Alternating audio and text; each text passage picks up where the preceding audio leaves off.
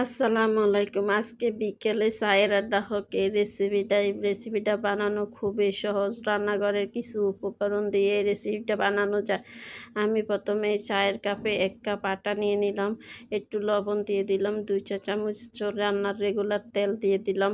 এবার তেল আর আটাটা ভালো করে মিশিয়ে নিব। ভালো করে মিশিয়ে নিলাম। মিশিয়ে একটু একটু করে পানি দিয়ে, নর্মাল পানি দিয়ে একটা ডো তৈরি করে নিব। এই যে আমার ডোটা রেডি। এবার আমি ডোটারে মাখায় 20 মিনিটের জন্য রেখে দিব।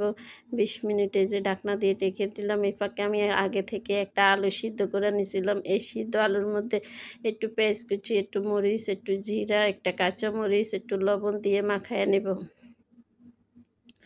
মাখায় নেওয়া হয়ে গেলে যে আমার আলু মাখানো হয়ে গেছে, আলুটা আমি এক পাশে রেখে দিব। এবার এই যে আমি ডোটা রাখি দিলাম ঢাকনা দিয়ে, ডোটা ভালো করে মাখায় নিব।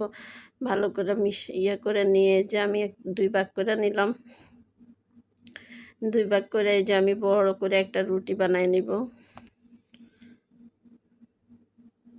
একটু আটা ছিটিয়ে দিয়ে আমি একবারে একটা রুটি বানাই নিলাম, বড় করে একটা রুটি। এই যে আমি বড় সাইজ করে একটা রুটি বানাই নিলাম। এবার মাখানো আলুটা পুরো রুটির মধ্যে করে দিবে। এই যে দেওয়া হয়ে গেছে। এবার আমি পিস পিস করে কাইটা নিব।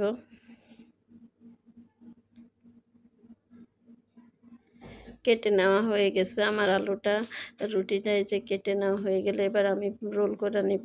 এই যে এভাবে করে আমি সবগুলা রোল করে নিলাম। এই যে খুব সহজ বানানো, খুবই সহজ, খাইতে ভীষণ মজা। এই নাস্তাটি খেতে বিকালে চায়ের সাথে খাওয়ার জন্য খুবই ভালো এই নাস্তাটি। এই যে আমি বানানো হয়ে গেলে এবার আমি তেলে দিয়ে দিলাম। আগে থেকে আমি কড়াইতে তেল রেখে দিলাম। তেলটা হালকা গরম হয়ে আসলে আমি এবার দিয়ে দিলাম। দিয়ে যে আমি উল্টাপাল্টা করে ভাজে নিলাম।